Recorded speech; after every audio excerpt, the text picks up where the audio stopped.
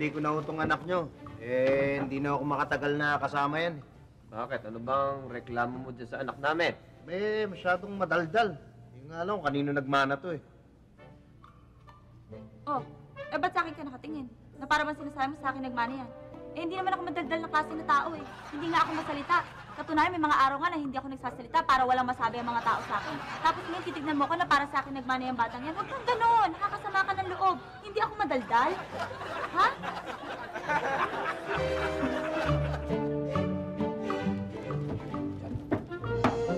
Yan! Sinusoli ko na yung anak nyo. Di na ako makatiis. Lagi na lang ako niyang ina-under. Okay ba sa inyo yan? Sandali.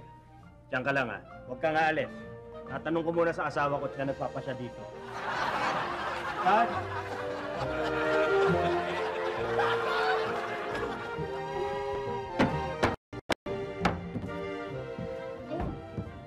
Sinusoli ko naman yung anak nyo.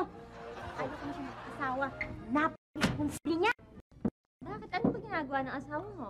Eh, matagal ko nang pinababayaran yung kuryente namin. Ayaw niyang bayaran. Ayan, tuloy na putulan kami. Bakit hindi ka naman nagbabayad ng kuryente? Eh, kasi talagang gusto ko na madilim sa amin para hindi ko siya nakikita.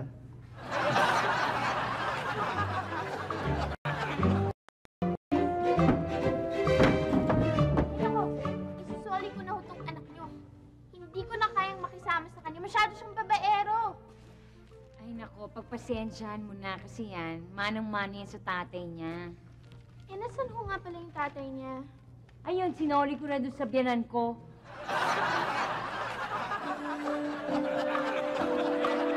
80% majority REJ. Ano po ito? Ay, paano naman? Excuse me ho. Ayun ho yung anak niyo. Isusoli ko na. Abay, bakit naman? Ay nako, napaka-irresponsible na asawa talaga yan. Oh. Hindi nga umuwi sa bahay eh. Talaga ba yan? Oo, katunayan na nga na pagkapa-irresponsable niyang asawa, ni wala nga siyang kamukha sa mga anak namin.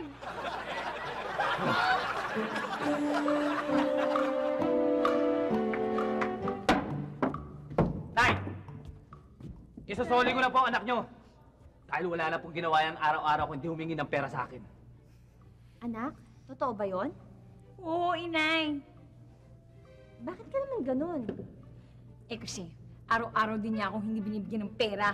Kung magyan eh.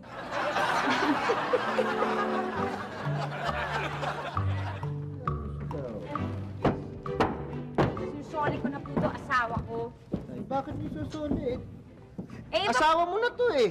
Eh, paano? Hindi niya ako mahal. Akalain niyo ba naman, nanalo siya ng raffle, ticket for to sa Hong Kong, hindi niya ako sinama.